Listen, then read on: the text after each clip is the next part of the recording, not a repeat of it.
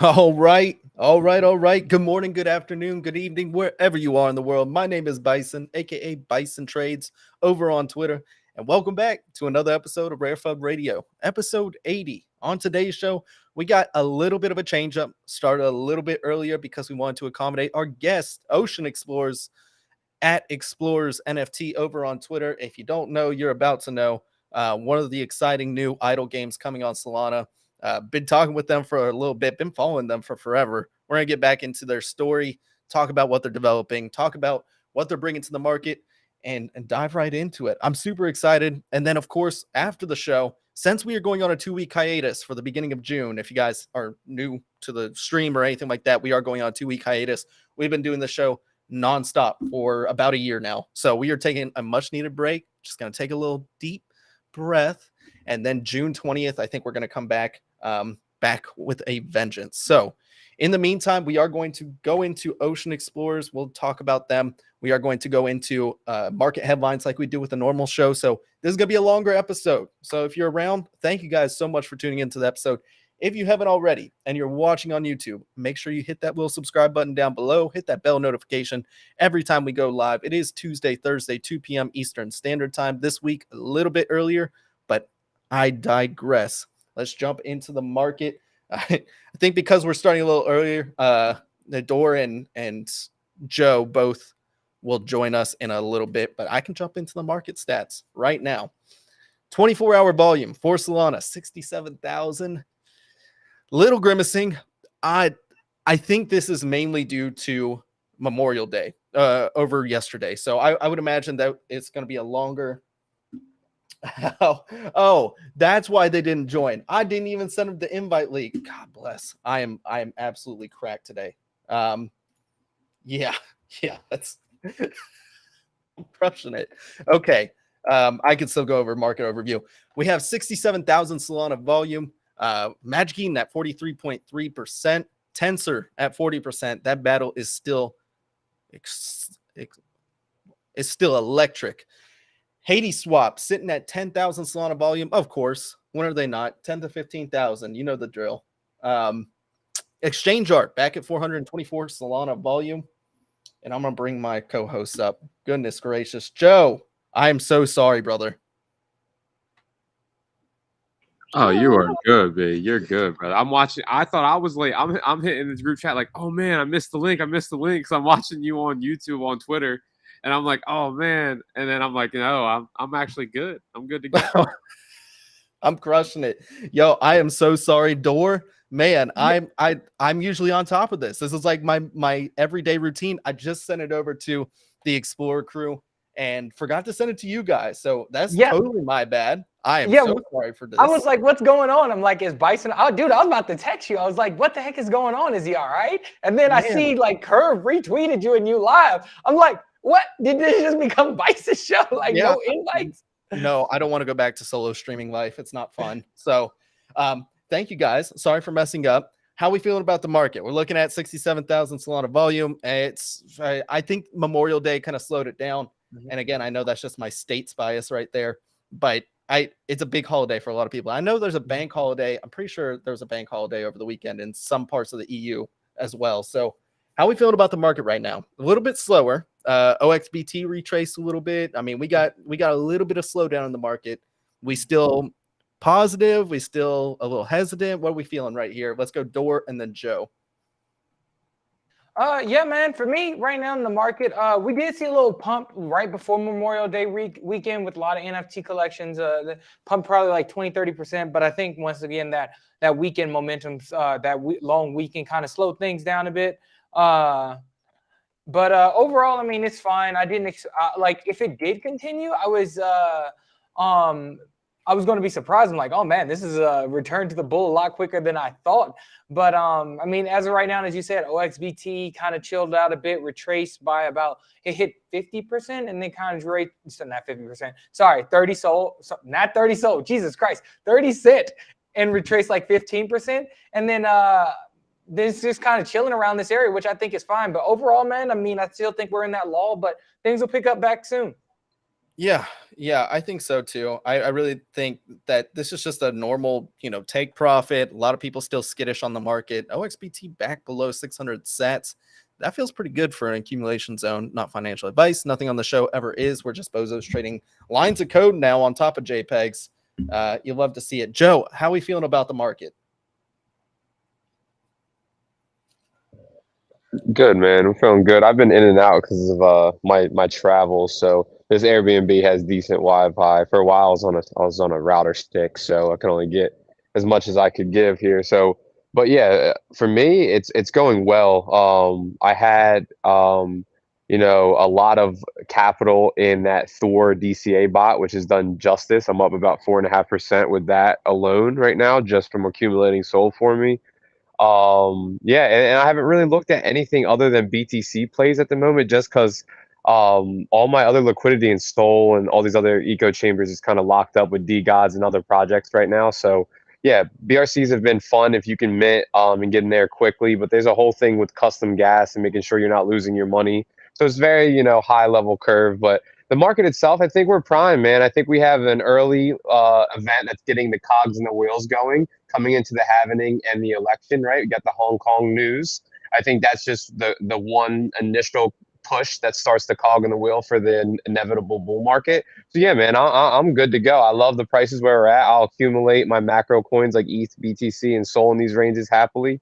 And go on from here. But yeah, to say OXBT, I like 300 to 500 sats for an accumulation. I think that's a good one before the next liquidity event. Joe, what's 300 to 500 sats for those who are not as BTC inclined? That's like roughly like 12.5 to like 16 cents, 15 cents, right around there. Yeah. Okay. Yeah. If you guys don't know what sats are, that is Satoshis. That is the very smallest divisible unit of a Bitcoin. So we measure in sats over there. So if you see that, you're starting to see, okay, what's sats per OXBT? That's what it stands for. But I digress. Let's jump into today's interview before we get into our regularly scheduled programming. We're going to have Ocean Explorers up. Now, if you guys don't know who Ocean Explorers are, they've actually been around for a while. I honestly forgot I was following them for the longest time until I jumped on Eddie's space. What was it? Friday? Last Friday. And I saw them jump up, and I had no idea that they were going into idle gaming. So I jumped back into the community, started talking to Mummy and Eli, and yeah, I'm excited for what they're building. I just have a big heart for idle gaming, especially on Solana. Anything we can do to help further the gaming ecosystem over here, I'm all about. So without further ado, let's bring on today's guest, Ocean Explorers at Explorers NFT over on Twitter. Bring up Jay, aka Mummy, and Eli. How we doing, guys? What's up, everyone? Good morning, good afternoon. Doing good. Thanks for having us. Welcome. Of course, dude. It's a full stage. I'm excited because we got a lot to talk about today. I guess first things first, let's jump into you guys. We'll go Eli first and then Jay. Tell me a little bit about yourselves and how you got into Solana and NFTs in general. So I was doing consulting up until right around when COVID hit, for pretty much my whole life. And COVID hit, I kind of realized I didn't really love what I was doing at the time and just wanted a change of pace. One of my close friends hit me up and was like, yo, I just started this DAO. And I was like, well, what's that? Right? I was like, I participated in the 2017 bull run. Like I was trading a lot of crypto, but I wasn't like deep in it. Right. So he told me about this DAO that he created called FWB. And I joined that and started learning about DeFi, and then minted my first NFT at this place called Bright Moments in Venice. It just was right next to my coffee shop. I minted this NFT. And at the time I was doing a lot of DeFi and trading. I minted that thing, and then like a week later, I was getting offers for like 5, 6, 7 ETH on this thing. So I was like, I'm out here trying to trade for like 2% margins on like these DeFi and these swing trades when like I'm in the wrong place, right? So then I just dove headfirst into NFTs and just, man, really found it just so intriguing and so fun and obviously profitable as well.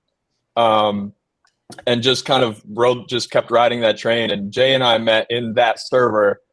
We were doing a lot of trading together and NFT stuff. And eventually we went to this festival last year, and he had been talking to me about this project he had been working on. And he was like, maybe you could come work with me, help us out. And I was at the time starting, bull run was ending. I was like, oh, maybe I should get like a job. Right.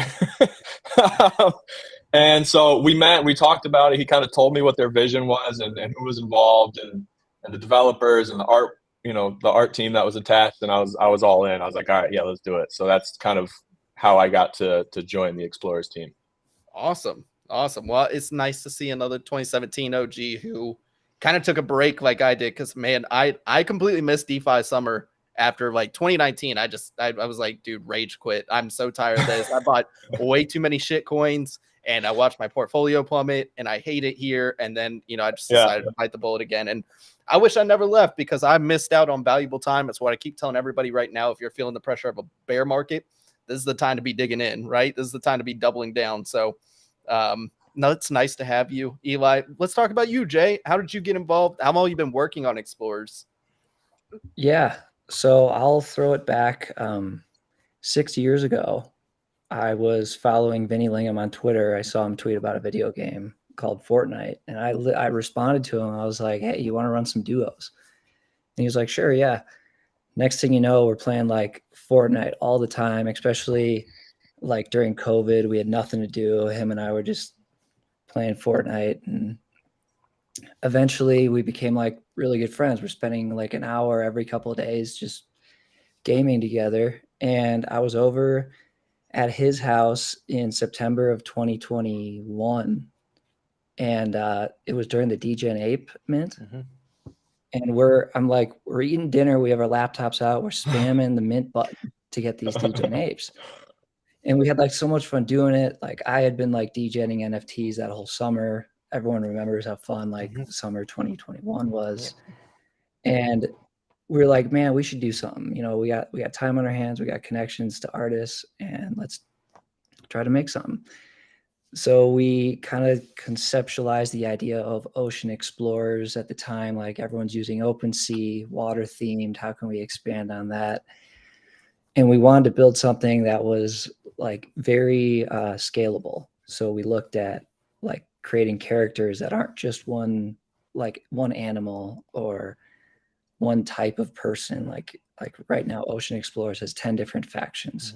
So we're like, all right, what encapsulates an ocean explorer? It could be a pirate, it could be a fisher, it could be a surfer, it could be someone who goes on cruises. So we have like a very wide range of artwork that we were working with. So once we had the idea, we went to Concept Art House, who ended up doing all of our artwork. They're a art studio who's done artwork for Epic Games, Call of Duty, Star Wars Battlefront. So very like high tier artwork. And we were building that out from September of 21 all the way through when I ran into Eli at the festival.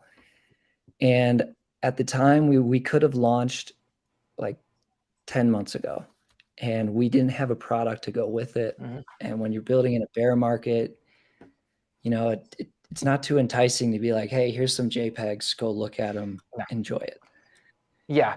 And we were no, I'm glad you made that call, dude. Because yeah, dude, I've been down the rabbit hole of too many Web3 games out there, over promising and not delivering. So I know we are still in your discussing about your background, but I got a ton of questions for you because even though I don't personally work on a Web3 game, I'm bullish long term. But at the same time, it's very difficult to launch in this type of market in the sense of specifically any type of Web3 game. But anyway, sorry to cut you off. Continue. Yeah. So then we didn't want to release with no product. And then after I brought Eli in September, we began developing what we're building, what we have built to this point, which is a very robust idle gameplay, which is ironic because it's what we were building. We got proof of concept over the past few months with the heist, which has been like really cool for us to see because it proves that there's demand and a need in this space for a game like that. So it was actually like very refreshing to watch that evolve and people really latch on to the game mechanics and how addicting it can get.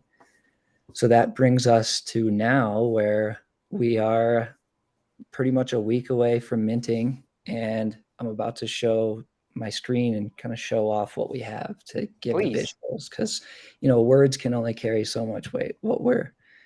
What I have to share is pretty cool. Yeah. Well, let's go ahead and bring that up real quick. All right. So I'm so familiar with this screen because it was your guys' banner when I first started following you. So I was like, oh man, I love the art style. I mean, like this is exactly what you want when it comes to, you know, it feels very whimsical. It feels very approachable. You know, type of art. It looks like Ocean Explorers. So yeah, bring us into it. So we got the team, obviously. Yeah. So you're looking at me right here. I made myself a surfer, and then Eli, and then here's Vinny. What I like to do lately is I kind of like to show off his Vinny. Twitter. Yeah, a lot of people don't know who Vinny is, which cracks me up because if you were here in 2017, Vinny was like one of the OGs, right? First off, he was a seed investor into Solana itself, but he also came up with Civic Key. And I remember, dude, I made so much money off CVC, dude. It was amazing. So I have high praises for Vinny in general, but he always came up with like, I talked to a lot of people from back in the day that have very polarizing opinions about Vinny, because sometimes he come out and just, you know, out of left field, come out with a opinion that was very polarized, very controversial almost. And I was sitting there just like, man, this guy's a master of his craft. If you were doing that back in 2017, not playing it safe or anything, but just coming out with these, you know, wild claims of some sort, you now have a follow. Look at Vinny now. I mean, he literally has 225,000 followers, which is nuts to me. I mean, crypto was so infantile back then, and it's nice to see him still involved with the space. So yeah, can you explain Vinny's role within Ocean Explorers? Yeah. So it's funny. Someone goes, oh, is he just like a placeholder acting as a co-founder to like market the project? It's like, no, myself, Vinny, and the two other co-founders, Michael Tant and Jonathan Smith, who are also well known in the crypto space too. We got together after Vinny and I had the idea. We brought two more in, and we funded it ourselves equally. So we're all like shareholders in the project. We all put up our own funds to kind of build something cool. And Vinny's aspect in all this has been like from the start to finish where we're at now. It's everything from artwork design to game design to how we're going to mint, what incentives we're going to give out in game. It's kind of, he's been along with us the whole way. Him and I talk almost daily. So it's like his baby as much as it is mine and Eli's. And that's kind of like cool to see. It's very much like a passion project for all of us. And you know that Fortnite time is good quality time. Like when you're on the headset and you're playing a game together, that's some bonding time. You know what I mean? That's like, you can go deep on a lot of different topics when you're running around a map trying to find someone to shoot at. Especially when it's running simulator time. Like it is, because if you land in like a nut, if you didn't land in Tilted Towers or anything back in the day, like you were probably running to go find the battle. That is definitely where you have existential crises and, you're talking through a bunch of things. So I totally get that. Early Fortnite before like season 6 was my favorite gaming stretch of multiplayer online games I've had since World of Warcraft. And that's saying something. Like that. I had so much fun in Fortnite. Now it's just, I don't even recognize it anymore, but I totally get that. Like that is bonding time right there, especially during a pandemic. Yeah, that's ironic.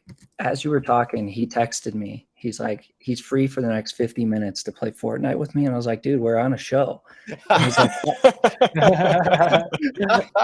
and I was like, he goes, okay, I'll join in a minute. And I sent him the link. So he might actually hop in here. Well, tell him to come on in. I'd love to talk to Vinny. It is always nice and refreshing to see people. I know a bunch of people like we talked about in 2017, 2018 that made their bag and just kind of dipped out, or were maybe here for like DeFi summer and made a bag there. And then they're just like, yeah, I'm completely done. It's nice seeing people that are actually just trying to do something different and cool within this ecosystem and push the boundaries of not just crypto, but NFTs itself. And I think like, we're big believers in idle gaming here. Obviously Dor and Joe both hold the heist as well as myself. And any sort of game, especially playable at launch. You guys are going to be playable at launch, correct? Yes. Yeah. I'm about that's to huge. kind of I think that's massive in progressing the space, because so many times, and I can count, infinite amount of projects on my hands, but bot boards, Bobos of War.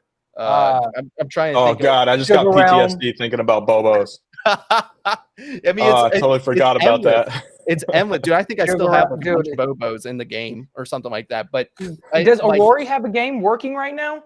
It does. But they also have a $70 million treasury or whatever from all their funding and whatnot, and nobody plays the game. So, but that's the problem is if you don't have something, at least MVP of something people can do while you're building out the game, it's tough to capture that attention again. So I don't know. I know a lot of people love the Aurori art and everything like that, and still rock it as a PFP and love it for being an OG and making them a ton of money, but nobody really plays the game. Like if you look at their metrics, it's not big.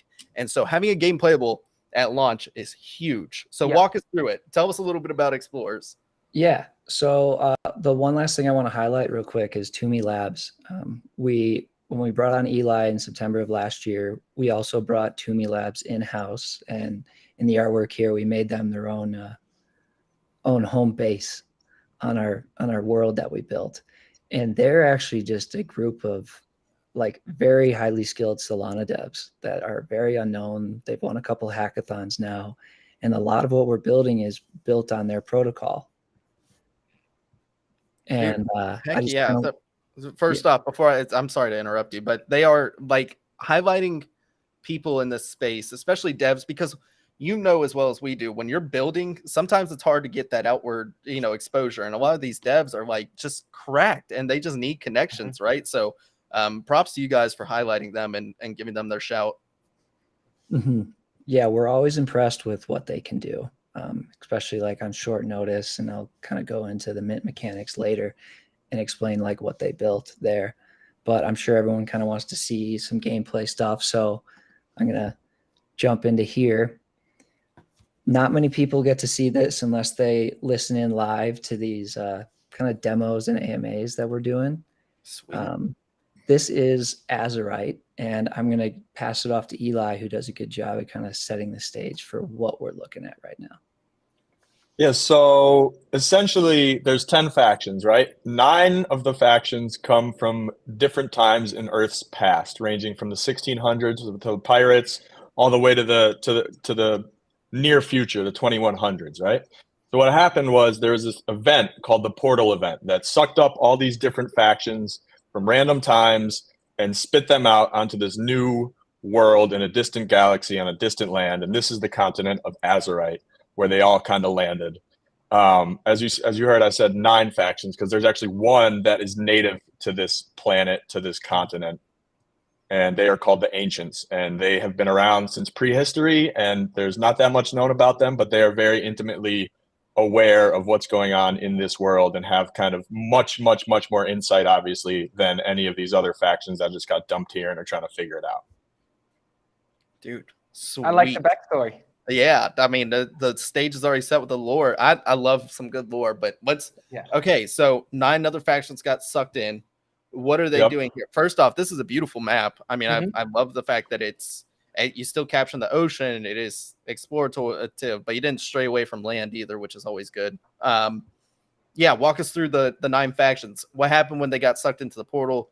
They obviously set up some bases. Looks reminiscent of where they're from. Can you walk us through a little bit about that? Yeah, so they got deposited here. And one of the things I think that's really fun, like I'm a science fiction nerd, I'm a fantasy book nerd. Like to you're me, in good company then. dude, to me, like a good lore is just so important to really getting people engaged and involved in something. Like I love disappearing into a book, a fantasy book, a sci-fi book. And I think, having like a prolific backstory, we spent so much time designing like backstory, history for each faction, what they like, what they don't like, who their biggest enemies are on Azurite, who they cooperate with, like all of these different things to have this kind of nuanced experience. And we don't even have it on any of our docs like that are public. It's just for us to reference when we're trying to figure out like, okay, what do we want to do like for this next epoch, or how do we want to like create this? What kind of tension event do we want to create to change something up as we move along? So Jay's highlighting some of the artwork here. Jay, if you want to talk about that. Yeah, so I'm just going to roll through. This is the artwork. These are full body characters, highly detailed, with some cool traits, surfers.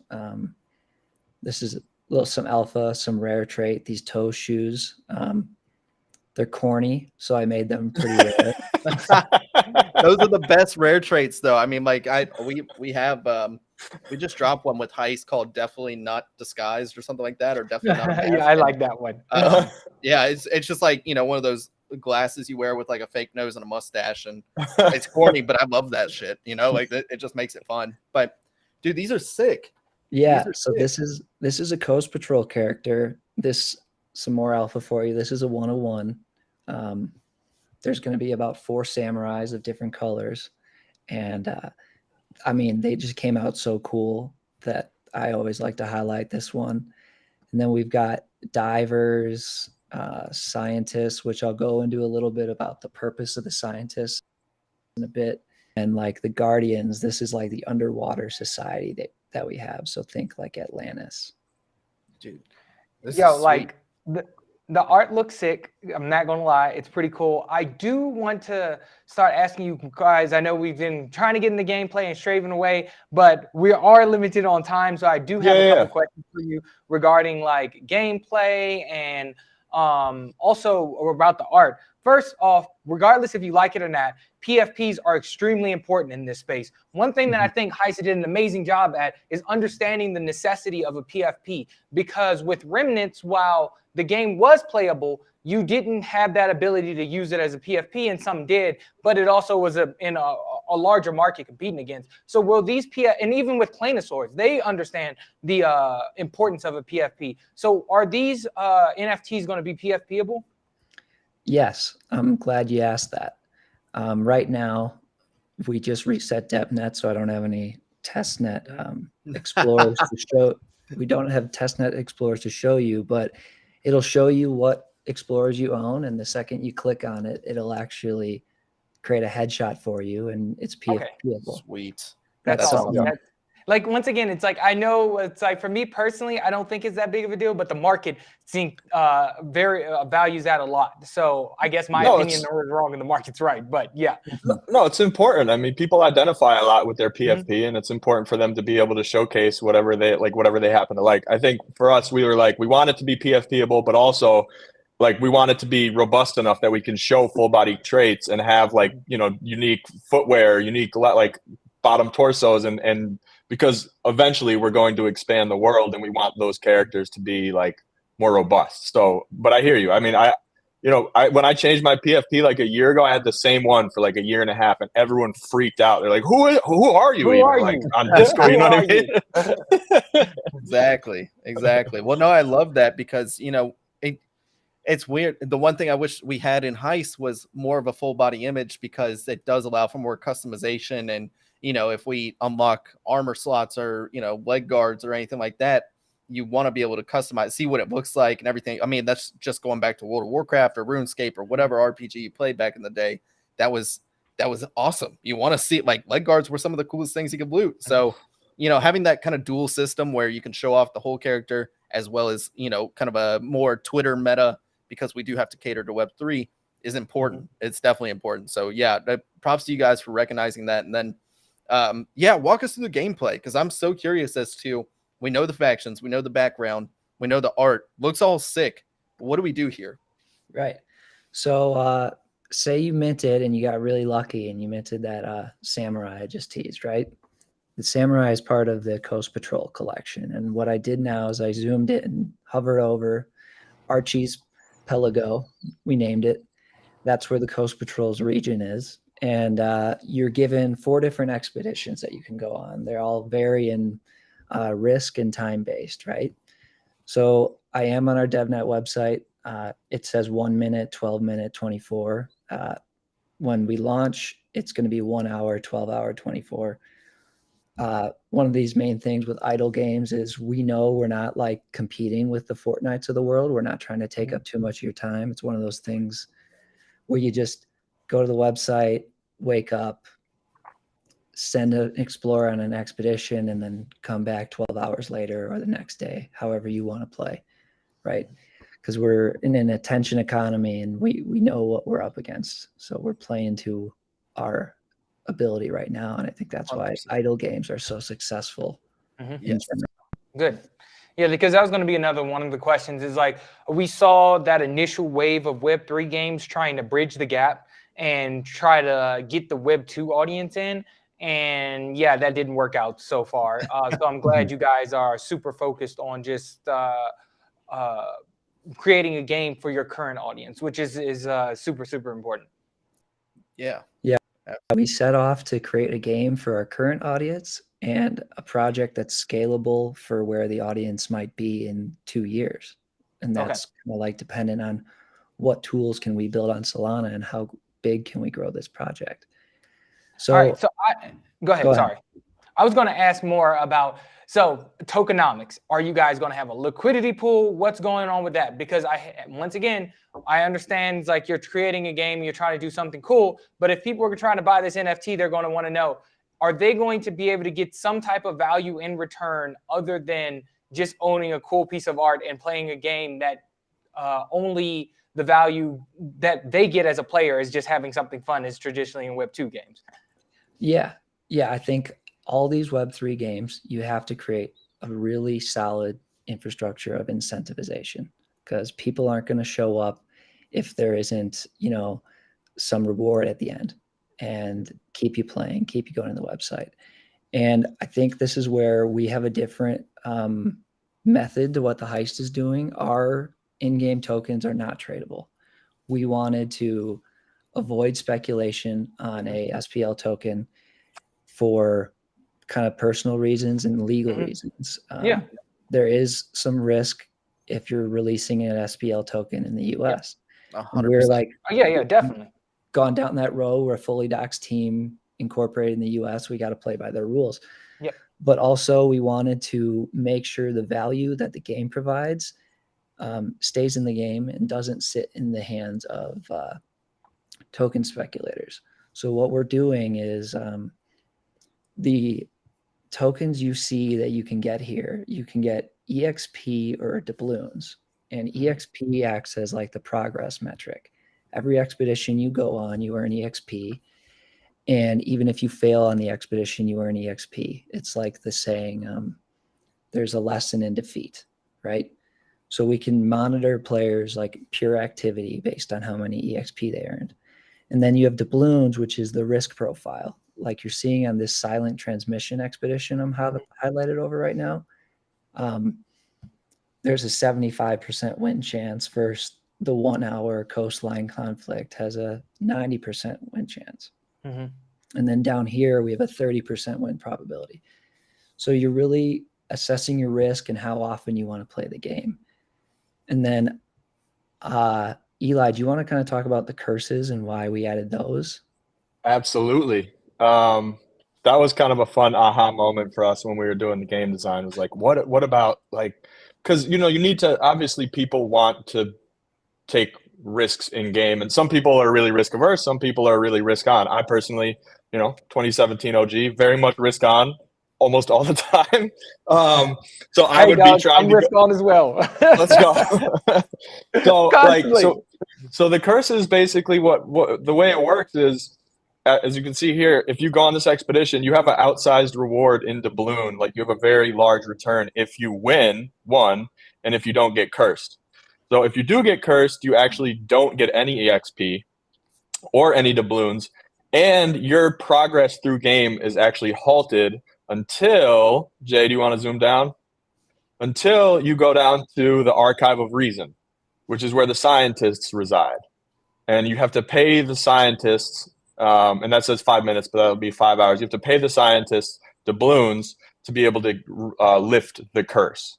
Now, another fun thing that we put into there is if you're in an expedition and you get cursed and you disappear for a week and you don't even you don't check up on it, you have actually a risk of, there's a contagion aspect as well.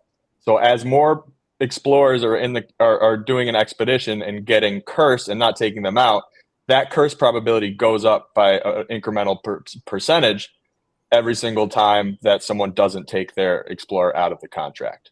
So that's kind of a way that you can, it's like a social pressure thing where like if you see your buddies in doing an expedition, or you see a wallet doing an expedition and they're sitting there and they're just cursing everyone else because that contagion is adding up, you can kind of reach out to them or just kind of publicly shame them or whatever you want to do to like, try to get them to actually move those explorers out of the contract and stop messing everybody else up.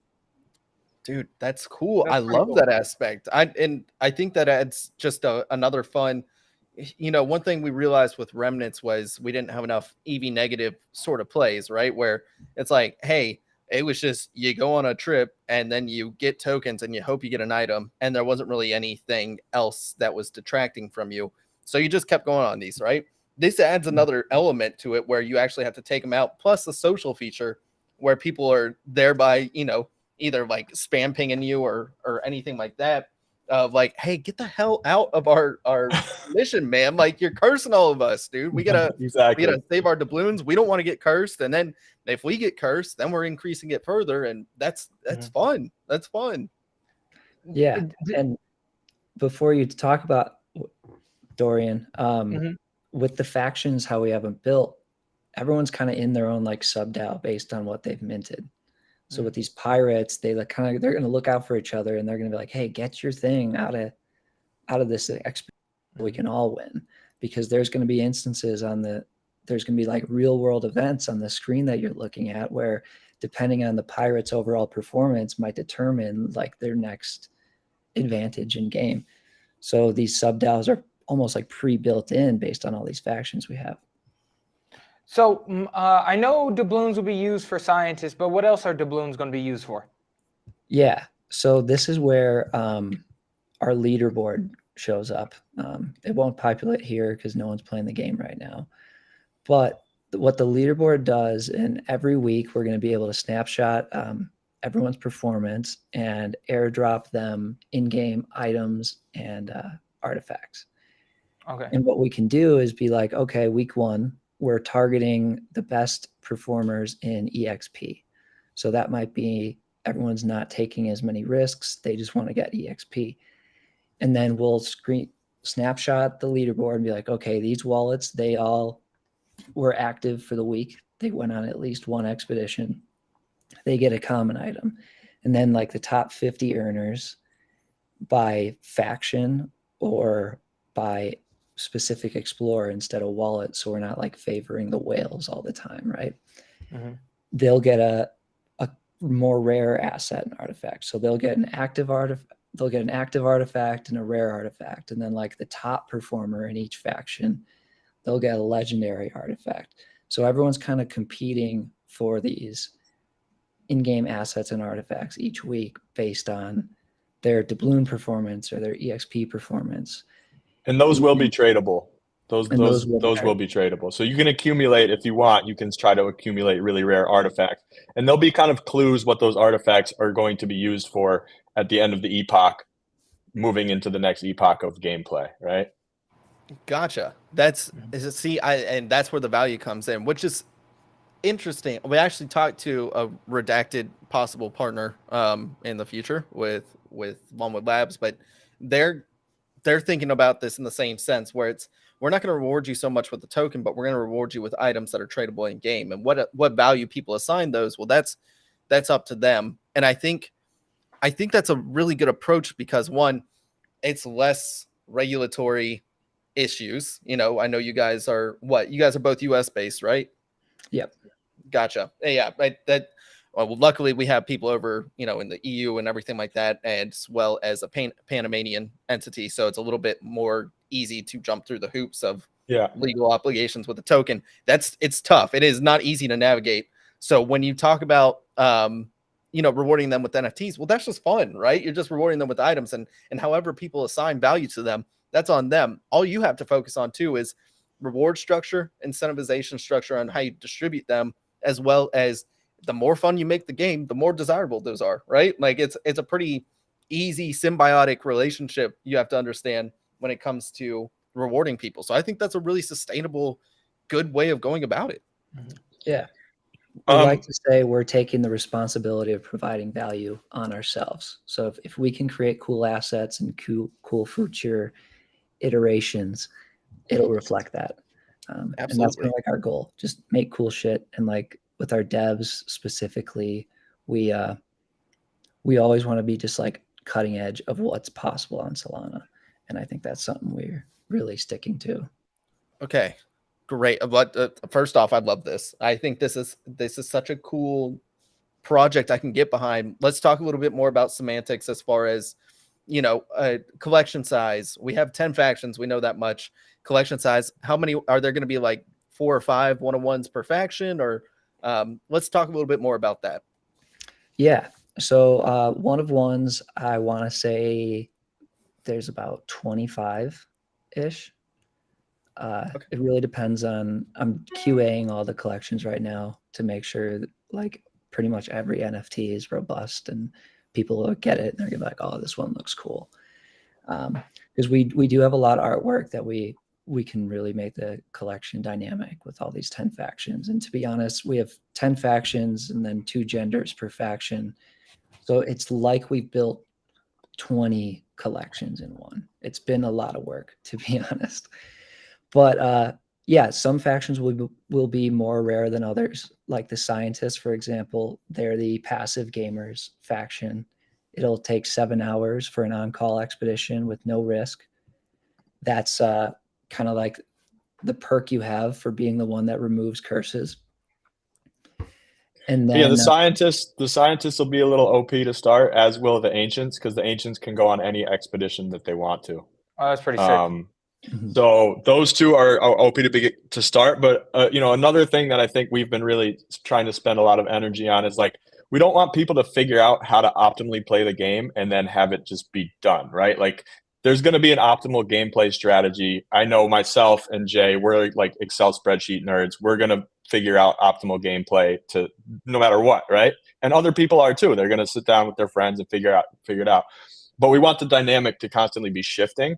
So it's not going to be, okay, you get the scientist and you're always going to be able to earn the most EXP or most doubloons, right?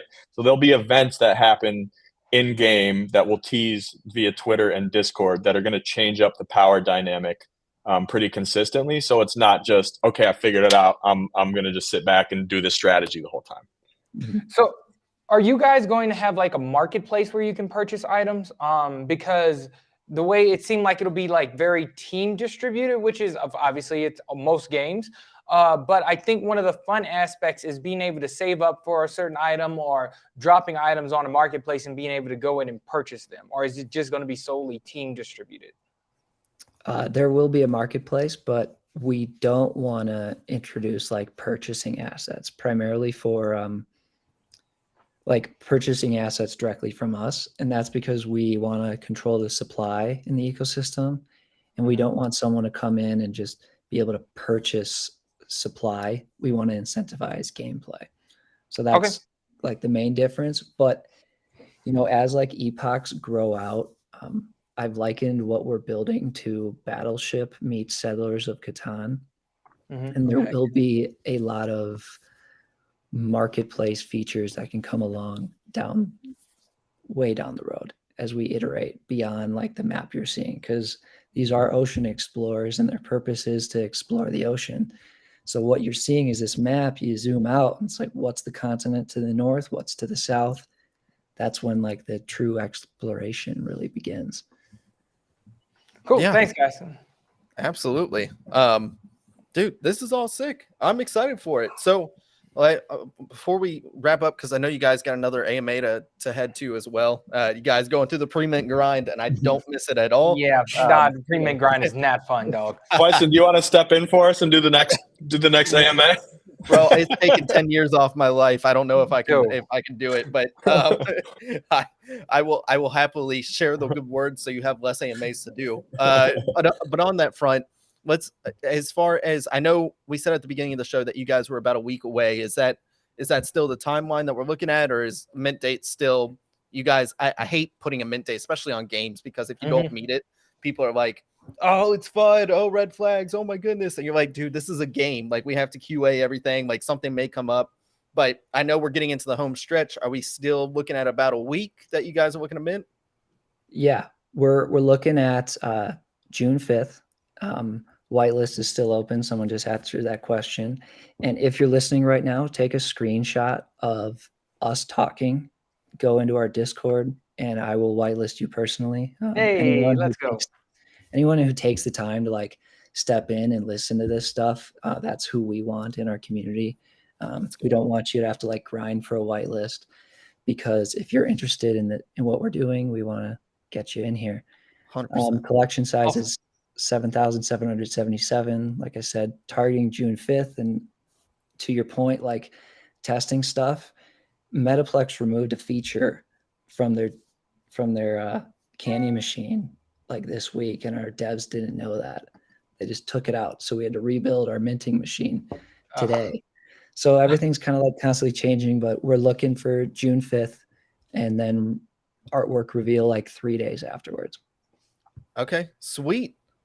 So I guess with the artwork reveal, are you still going to have like when I mint, am I going to know I got one of these factions and you're just going to wait until artwork reveals, or how's that going to work? No, you're not going to know what faction you got until the reveal.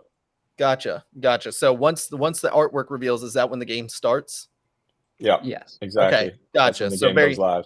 Short. Perfect. That's totally fine by me.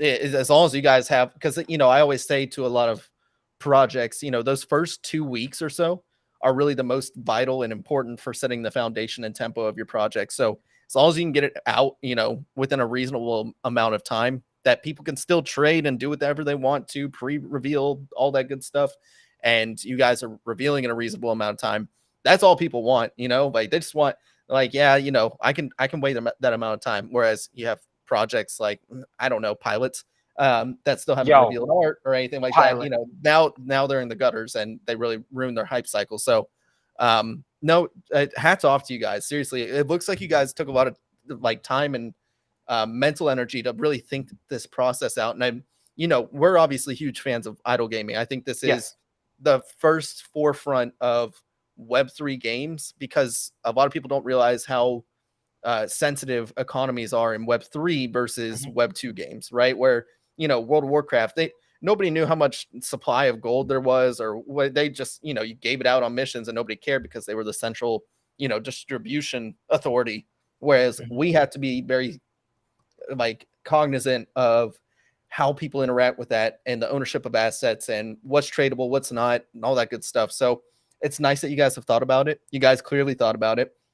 This has been a project for a while. Like I said, I've been around since I saw Vinny was associated and it was going to be 100,000 collection. Then you guys opted to go into, when did you guys make the decision to go to idle gaming?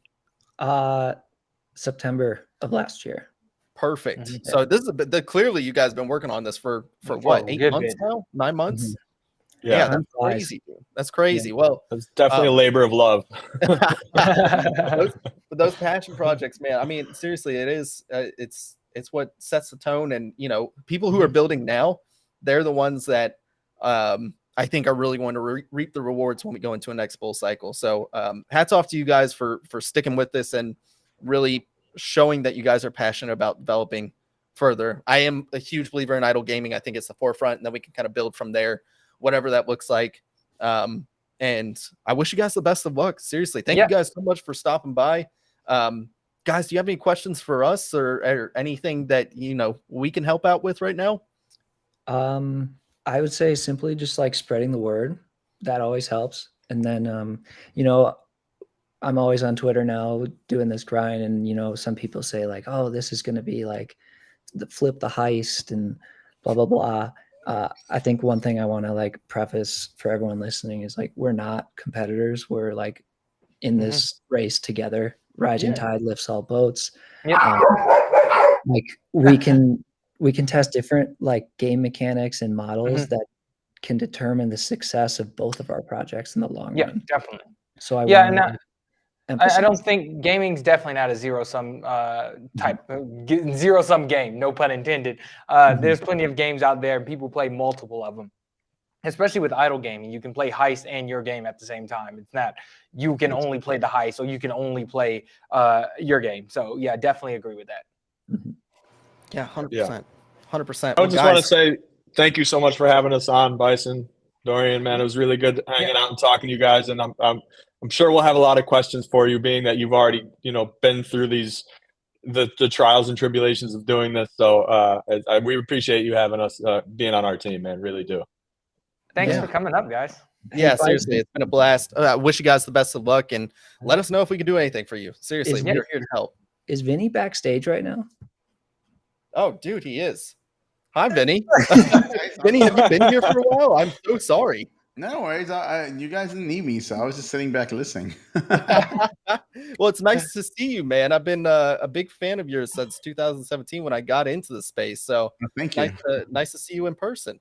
Yeah, likewise. It's good to be here. No, I'm glad to see you guys are excited about this. This has been a passion project, and like I think I only joined about 50 minutes ago, but Jay and I are Fortniters, so we play a lot of Fortnite, and we enjoy the gaming thing. So this is like a game built by gamers for gamers, and I just think it's something in crypto where I'm excited about all the things that can evolve, how it can evolve, how the community can evolve, and if you get like a basic core fun game right, I think you can expand it quite dramatically. And I think we're starting with this.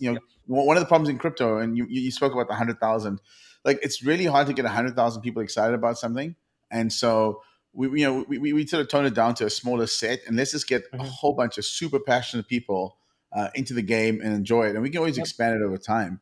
But we want the people who come in initially to have some benefit. We're very familiar with things like power creep, etc.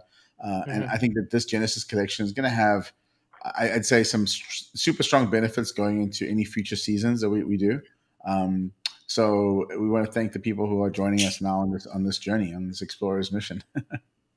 Yeah, that's first, Vinny, thanks for taking time to come up here. And I completely agree with you. Trying to get 100,000 people excited about a project, it's like, oh man, it's super difficult, especially with the number of active users on Solana sitting around what? I think like 6,000 daily users. So yeah, but having it narrowed down to 7,000 to get that core audience, which I think Remnants and the Heist did an amazing job at, because if the wheel's not broken, don't fix it. It's like if you got a successful Web3 game out there, you want to take aspects of those, like what was successful, and obviously not copy and paste everything, but things such as, limited collection supply, slowly increasing that over time will help scale the game, different seasons. That way people don't think, we're launching this game and it's already in its final version. No, it's like games are not only Web3, but Web2 games are constantly in development. Like it's never a finished product, except some AAA titles, but most things such as card games. I'm a huge guy who plays Hearthstone, even Fortnite. Oh, you play Hearthstone? I play Dude, Hearthstone a lot. We got to play. Oh, don't threaten me with a good time, dog. No, seriously. I play Hearthstone like every day. Yeah, I play. Recently, been pretty busy, but yeah, I hit Legend. I usually hit Legend every month. This one's been a bit of a slog. Dude, I'm stuck on Platinum. You're stuck on, dude. You can easily get to Legend after that. It's like but here's the problem. Here's the problem. I refuse to use like the meta decks. I always want to build my own shit. So like I just don't like. It's really hard, but I have like some custom decks that I keep grinding away on, and they're fun. They're fun because nobody expects you to pull them out of them. Yeah. And they're like, what is this? Yeah, I'm busy playing with the Druid now. I go to Platinum with the Druid, and that's pretty good. Yeah, Druids are not meta right now. No, I know. I always pick whichever class is not meta, and then I try and build a really good deck there because I just it's more fun for me. Yeah, so I'm not a deck builder. I just tend to grab whatever's in the top 5 and find the one that's most fun to play and grind with that one. Yeah. It totally is a grind. But we'll definitely play sometimes, Vinny. I'll DM you. Yeah, give me your details and let's play for sure. We'll do. Sorry to distract from the show, guys, with Hearthstone, but for anybody else out there who plays Hearthstone, please DM me and we can play together as well. But do you guys have any more questions for us, or anything else you want to say to the audience before you bounce? I think that's it. We really appreciate you having us. Cool. And it's fun being on this side of the audience. Last week and the week before, I was getting familiar with you guys. So it's cool to, have a conversation in person like this. Definitely. Hopefully, Bison, myself, and hopefully Joe, one day we tend to go to a lot of the NFT events. So if we see you guys out there, it'll be great to be able to meet you in person. And I really, really hope your mint goes well. Thank you. Yeah, we'll be awesome. Thank you both all for joining us today. We're going to be at Play GG in July in San Diego. Okay, Play G. It's a Solana gaming event. Yeah, I did not know about that one. So if you're out there in July, by all means, I'm sure go ahead and hit them up in person. I don't know if I'll be at that one. I know likely I'll be at Breakpoint. So if you guys are there, I'll definitely meet you. All right. Cool. Thank you for coming by, guys. Have a great day. Thanks, guys. Awesome. Thank you so much. Yeah. Cheers. All right, boys. Now we're going to hop into some market overview before we wrap up the show. By some market overview, I mean a lot. Eli, you going to stick around for the market overview, dog? Oh, I was just trying to find the leave button. It's my first time on here, so I'm out. No, I appreciate it. I appreciate it. We got to hop on another AMA. Just exit out the tab. All right, take care. You too, man. Yo, Joe, you there, dog? Oh yeah, I'm here. I just don't. It's hard for me to partake in the live interviews because you can't see my face and it clouds up. I cut people off, but it was an awesome time. Bison guys got his plumbers cut his electric, so he's dealing with that right now. That's why he cut out. But yeah, let's get into some market talk real quick. Oh, there he is, bro. Oh my goodness. There he is. Oh gosh. Okay, I'm glad the show's still going because I was so nervous. I got so worried. I wanted to talk to Vinny more, but yeah, apparently one of my breakers tripped and I'm having work done to the house, and they came in and they accidentally flipped the switch to my main room that had my internet connection. So had little technical difficulties. I'm just glad that the show's still going on here, but yeah, dude, that was awesome. I'm so excited for Ocean Explorers and seeing what they got cooking over there. Obviously, we're a big fan of idle games here, so I want to see them succeed, and like they said, bro, it's co-opetition, if anything. Like, you know, I'm not, Yes. it is, I would love to learn from them. I hope they learn from us. And, you know, we kind of just pave the road of gaming in this ecosystem together versus against each other. That's goofy. You know, there's like 3,000 people here buying NFTs on a regular basis. It's no room for competition here. No, not at all. Not at all. We're all trading against each other in this market. Yeah, absolutely. Yes, let's get into some market talk. Seriously, thank you guys so much for tuning in. Ocean Explorers, goated. I cannot wait to talk to them more offline. And again, if you guys did not, please screenshot the conversation. Go get yourself some whitelists. Get yourself some reward for listening to the show. We want to give alpha however we can. But let's talk about the market. OXBT. I bought a bag, right? I bought a bag at like 140 sats or something like that. And it took off from there. We're seeing a little bit of a retrace, dude. It hit like 1,000 sats or something like that. Yeah. I was by 1,000 sats, you mean like 30 cents, right? Yeah. Because you and Joe be speaking in sats, and I'm like, dog, what are you talking about? Yeah, it's like 30 sats or 30 cents and 1,000 sats, which was good. That was a good run up. This looks like a nice, healthy pullback. It looks like people learned how to sell.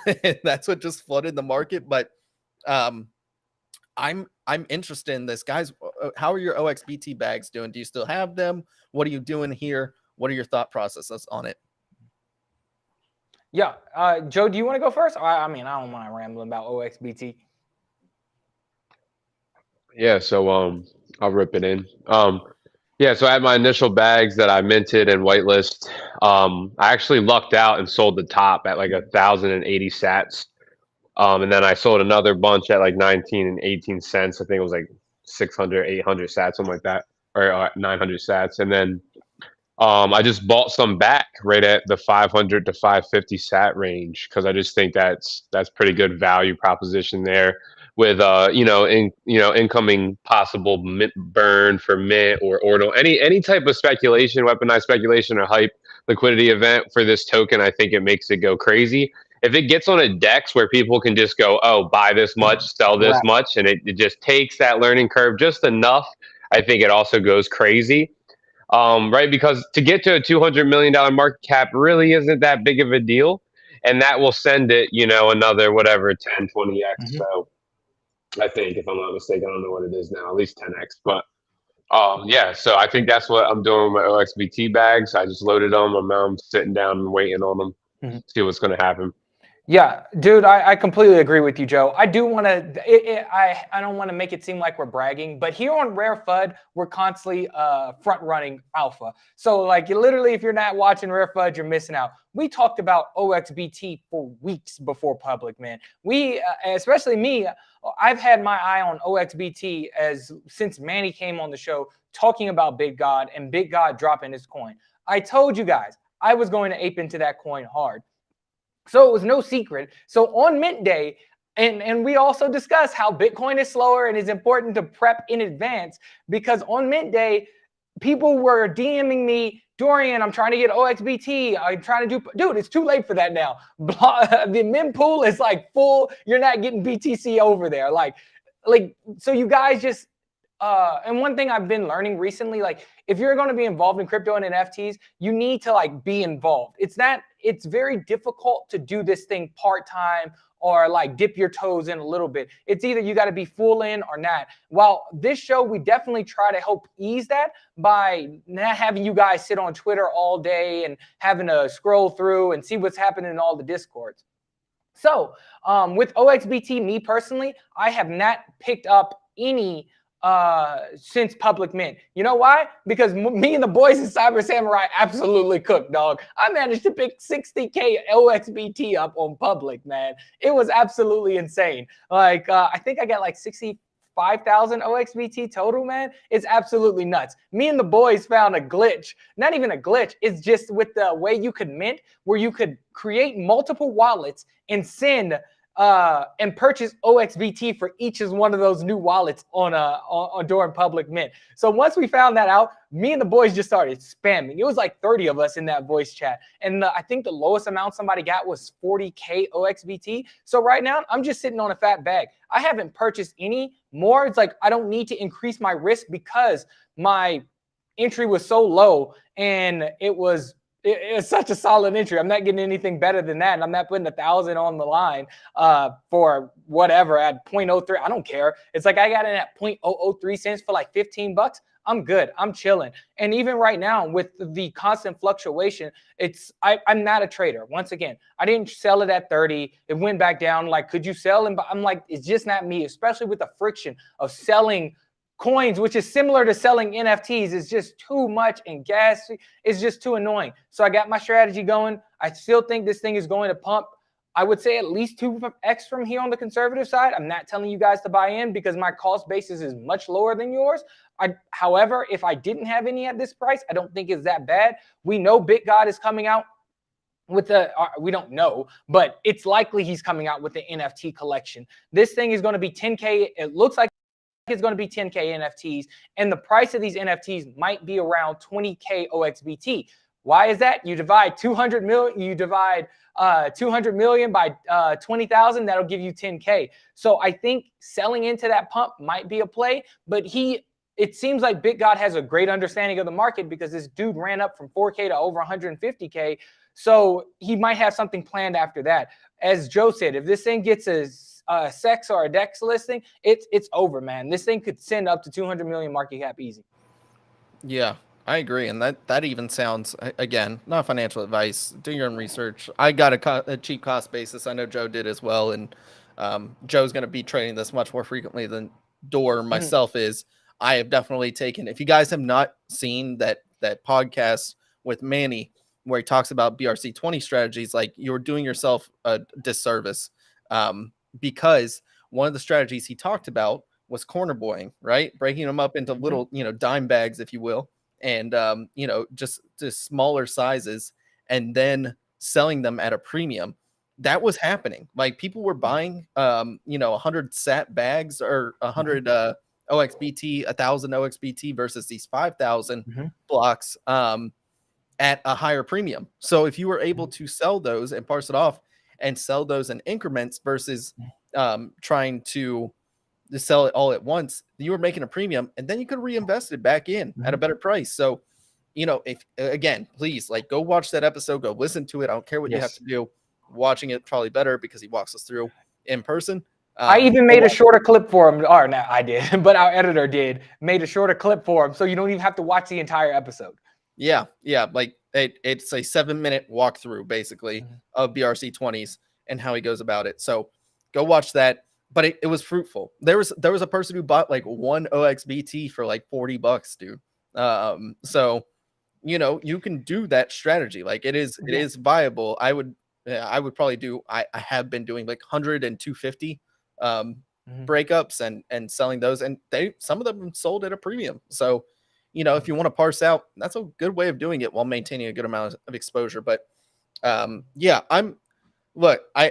I said it on the last show. I'm over BRC20s. I am. I think there's a handful that I'm interested in solely because social sentiment's there. I'm not allergic to making money. Even if I hate the asset in its current form, I still think, if I want exposure to this is something that has massive potential. And the more friction is removed, or the more people get familiar with it, even, that just adds to the potential of where this is going. And 200 mil, a buck per OXBT doesn't sound unreasonable. We saw Pepe run to, a $10 billion market cap or something like that. It was insane. Speaking of meme coins, I want Joe's opinion on this. How do we feel about Bonk? Bonk running up. Hey, good segue. Hit our lows going into, the high 3,000s or so at a 2x now. Talking a little bit about the burn. So there's a couple mechanics that came in with it. One, you have burn, which is BERN. That is the new token. It sounds like that's coming with it. More interesting to me is token 2022. This is a new token standard according to them. That's going to help with distribution and a whole bunch of a slew of things. It's a little bit more on the technical side if you guys are a nerd like myself and want to read up on it. But guys, how do we feel about this new liquidity event? Part of me thinks it feels like Bonk's going to become obsolete if we go into another token. And that's something that is interesting to me. Joe, I want your opinion on burn, Bonk, everything like that. And then we'll go Quick into question, Door. B. Yeah. To know like could you explain what is burn? Like I don't know anything behind it. There's a lot of nuances to it. I will go ahead and post a link to the thread that they did on it, but it's confusing me. I'm still learning about it, so I don't want to sit here and pretend like I know anything about it, because it's still, to me, it just sounds like they're going to another token, but I'm sure it's more nuanced than that. And that's the one thing that, worries me a little bit about Bonk, but at the same time, I think I'm just not fully understanding it. So I don't want to FUD because I don't know the nuances of it. But Joe, do you have any more insight as far as burn?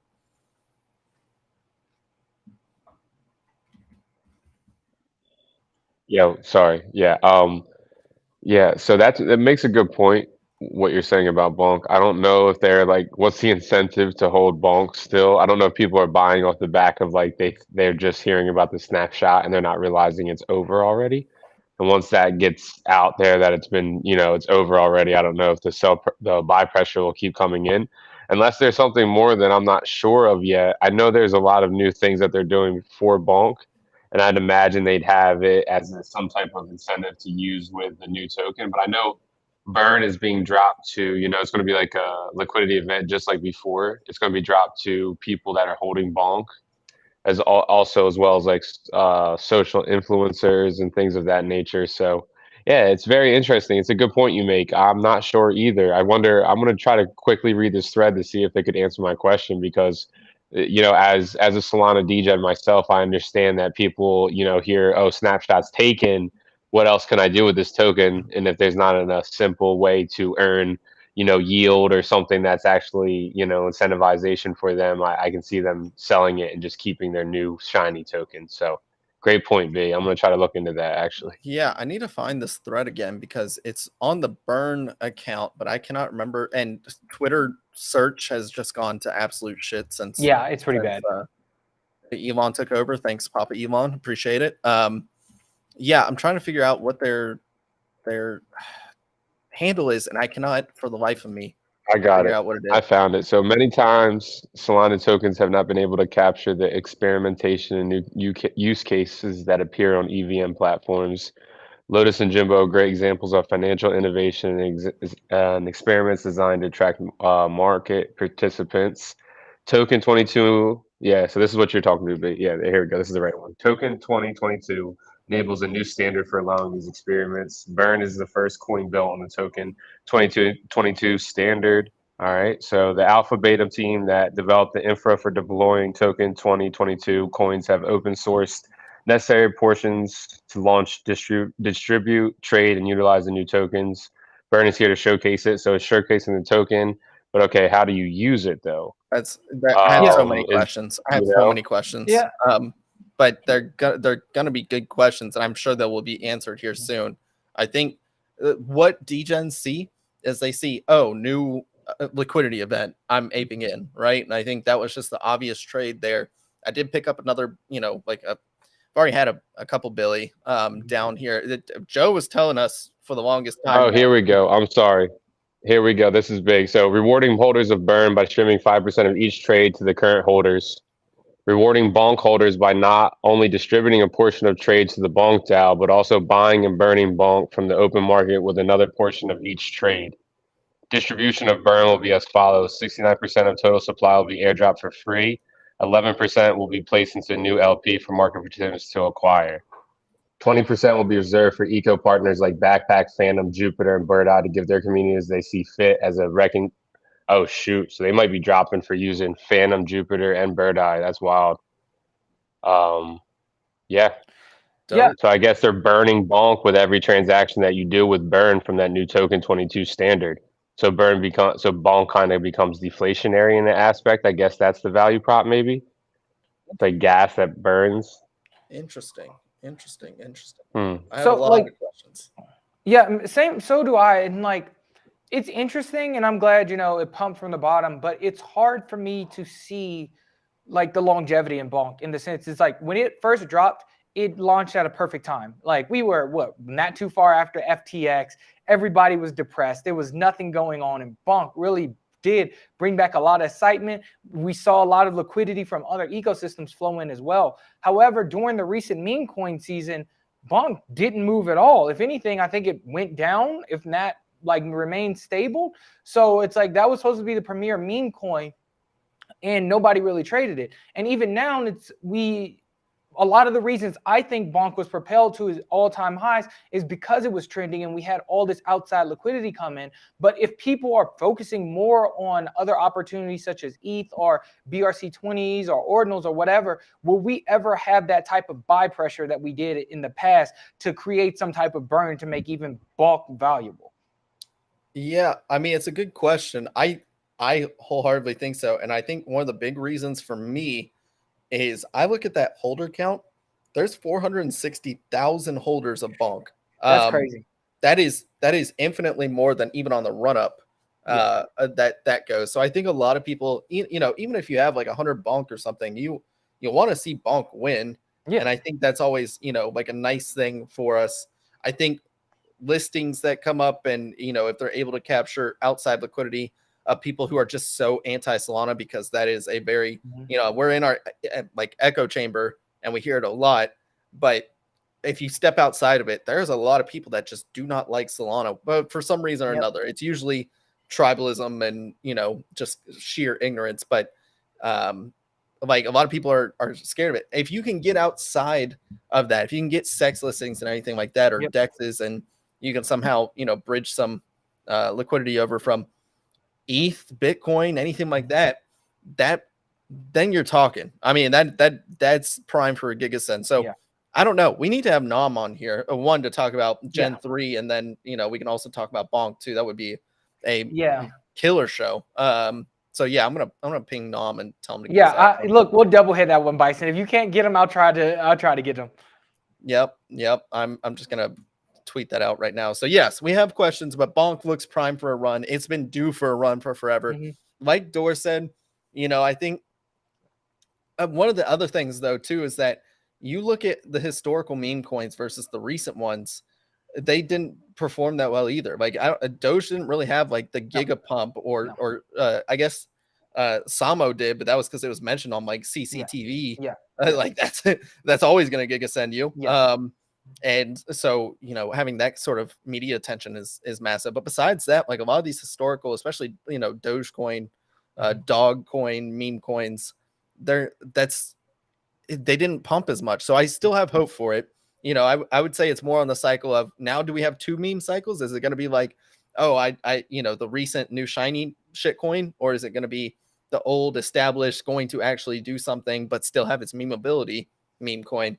I think this leads to another run. It'll just be the legacy meme coin. So, I see Bonk as that is, Bonk, Samo, all this good stuff is our legacy coin. And then we had all the, like King and Print and, Avocado, whatever, Guacamole. Guac, that's what it was popping off. So yeah, I'm curious. I'm very curious at what Bonk does. I wonder if they're going to give any more to NFTs too, because if so, that's going to be a very interesting, like you're going to see a mad sprint for it. And you may even want to start looking into those collections that got the airdrop before. And if they're at a good price, one of the most ignored ones that got one of the biggest allocations that nobody talked about was supply chain mailbots, the mailbots, which already provided so much value. If you got a supply chain voxel monkey for free, I mean, you literally like 50x your investment. So and they did a lot of airdrops. So I don't know. Daramola is just somebody I would never fade, and maybe he does it for creatures. I don't know what that looks like, which is his new collection. I have a bag of those. And he's just one that always rewards his holders some way, shape, or form. And that being said, let's talk about the rest of the market before we get into our alpha corner and we wrap up for the day. This is a long show, guys. I appreciate you guys for being here. Doing a hybrid show, interview, then going into our regularly scheduled programming. This is wild, uncharted territory. Okay, we've had a pullback, and again, I think this is mainly attributed to Memorial Day, right? Like I think a lot of people were just touching grass, touching sand, touching mountains, whatever that looks like, and we had a lot of people take time away from the screen, which is good. You should do that. That is like the most alpha thing I can recommend is the you can be behind a screen 24/7 if you want to. It's just terrible for your mental health, and you're going to get overly emotional about your bags. I promise you. That being said, it does look like there's some good deals. We did have Claynosaurs launch their second collection today from Saga. They had the pterodactyls, which were incorporated into the OG collection. This is entirely separate. They're going for 47 right now. So if you got a Saga, you basically paid for it with one clay dino that you got to mint with the Saga. That is crazy to me. It's a collection of 2,000. There's 2 different types. So if I go to the traits and let's go to the species. Can you share it? Yeah. There's a Spino and a Para. A Para, I'm pretty sure, is like if you watched A Land Before Time before. Ducky, I think was the character's name. I love Ducky. Ducky was like one of my favorite characters on Land Before Time. But yeah, let's go ahead and share the screen real quick so you guys can follow along. We are looking over at Tensor right now just to check it out. And yeah, we're sitting at 47 soul floor with a good amount that were bought. I mean, it's 2,000 Solana volume, so it's not like there's just a few. There's a good bit. And that's huge. You basically just paid for your own phone with a clay dino. That's sick. Why didn't I get a Saga? Boys, what were we doing? Look, well, my excuse is that I'm in Mexico. So yeah. That's fair. That is totally fair. These are sick too. I like them. They're little mini clay dinos. I'm big Clayno stan. You guys know this. It's nothing different. I wonder what the royalties are on these. They're 5%. Okay. I was wondering if they're going to do an increased amount. I didn't know what the mint cost was, but we got new clay dinos, and that's always exciting. And it's fun to see them roll them out and expand their collection in a meaningful sense. So I'm excited for the future of clay dinos. But this is what we were talking about, Dor. We got this new mint. What's going to happen with the OG collection? We've seen a little bit of a dip, not as much as I thought there would be. I do have some bids. I'm not going to connect my wallet because I don't want people to see them on some clay dinos. But yeah, I'm very curious to see what happens with the collection. It looks like we already had the dip and it got eaten up right at this 21-day EMA, which is sitting at about 54.72. They did not sell into my bids. I'm so sad now. Did you just miss it again by a soul, B? Yeah, bro. It happens all the time. But that being said, yeah, RE Broker's asking if there's any more. I think it was just it was a 2,000 collection. If you got your Saga, you got to mint one. I would not doubt if there is more mints coming up, and I would not be surprised if Mad Lads is one of them. So it may still be worth it to get a Saga solely for the value that you can get with NFTs. I mean, this may be alpha right here. I don't think this is the last one. I think there will be a lot more, like Drip House is going to, send them a bunch of compressed NFTs or, some more minor events that are cool technically, but like aren't going to be huge liquidity events like this. This, 2,000 collection, they're already trading at 47 SOL that's a big liquidity event. If you were able to get a phone. So don't think there's any more coming for Claynos on the Saga front. But I'm going to be very excited. There are going to be more mints for clay. Only 400 or so were given out at this time, I think. Thank you, Hayes. I appreciate the insight. Yeah, I thought it was all 2,000 at once. So, again, shows what I know, and I appreciate you guys covering for me. But the market's still alive. I mean, like, if you look at where we're looking at, ABC is still doing its thing. Back above 40, which is good to see. I think that's more ordinal hype, though. So I would be very careful. Hype, Doug. I would be very careful trading ABC. Mad Lads back at 80. We'll see if this is its new floor. I think it would be coming back down to about 70s range, and then I would be interested in picking it back up because we know where this is going. I just want to see a collection besides SMB. Obviously, SMB is goated, and they're going to do their own thing. I want to see another collection go above 100. That's all I want in life. I want to see Solana support, more than one collection above 100, and stop making us look bad, please. So looking at all this, Asset Dash has performed incredibly well, dude. Incredibly well. I did not. Yeah, I know, man. There was times that people were talking about how, people were saying that we're not going to mint out. There's no way a collection like this, asking for 55,000 Solana right now in this kind of market is going to sell out. And they did. They sold out to extraordinary measure. And not only did that, but now they're 2x. They're 2x from their mint price. So congratulations, Solana, on being wrong. Again, if you see FUD on the timeline, that's usually bullish. That's a buy signal, dog. Yep. So good for Asset Dash. Like I said, it has a great platform. I know a ton of people that use it. I am a spreadsheet maxi, so I just maintain my own records. But and then also, Netrunner helped me out tremendously on my taxes. But outside of that, I mean, I know a ton of people use Asset Dash, so good for them. Love to see it. There's a couple collections up here that we could talk about, but guys, what are you looking at right now? I guess that's the real question. Yeah. Go ahead, Joe.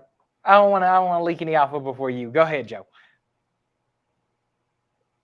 No, all you Door. I don't got any alpha to give, brother. I got none. He's got the mountain camping life going on. He's like, bro, I'm listening to you guys this time. I'm not in here. I know he's been looking at TFF. Joe's been crushing it on TFF. Okay, or not. Yeah. Right. Or maybe he's not been crushing it. What are you looking at, Dor? I'm gonna have to shield Cyber Samurai real quick. Just Cyber Samurai, man. Like, everybody's always hunting around trying to follow people to find the best alpha, dude. It's like, it's Cyber Samurai, hands down. I don't care. I mean, clearly the market values the current floor price is what it should be. But if you're actually in there, the value you're gained relative to the floor price is like 1,000x easy, man. I came into Cyber Samurai early on after mint, and I didn't leave because the amount of knowledge and information I gained from there was just so top tier. And we've just been on an absolute tear recently, man. Couldn't be happier with it. So if you're looking for alpha out there or just want to be in a good community, just pick up a Cyber Samurai. Super low entry, maximum upside. That's one thing I'm looking at. But other than that, I mean, Heist still steady as she goes on that one. What else is out there? I mean, we talk about Blocksmith all the time. I think that's another clear one. Forge, they still have the Migos leaderboard out. Picking up some now before it gets closer to that deadline. I think there's like 25 days left to contribute to that. So just getting Forge before Project FOMO in at the last minute. Nobody's paying 25 days ahead in advance. Everybody's going to be paying attention last minute. So just picking up some to sell into that pump is a good one. But yeah, man, that's a lot what I'm looking at. OXBT, if it dips any low, I think might be decent buy. But yeah, that's the alpha for you, for me, man. What about you, B? Yeah. Right now I'm playing a lot of tokens. I just knowing what is in store for Nana, I bought a pretty considerable bag of it. The beauty and curse of Heist is that we do have a lot of large holders because they enjoy the game so much. So when one person sells that's holding a pretty substantial size, it just stops all momentum if it was going up and then starts curving it down. And then other, smaller holders are usually the ones who panic out a bit, or people who are trading it, which I don't blame them. But at the same time, you look at the fundamentals, nothing changed for Heist, right? We got a bunch of features coming out. We still got like 3 to 4 weeks of features that are going to be rolling out. We have loot boxes coming up that you're going to need Nana for. Like that's a no-brainer. People are going to want to degen into these. And so right now on a big retrace, I bought a bag at like 27.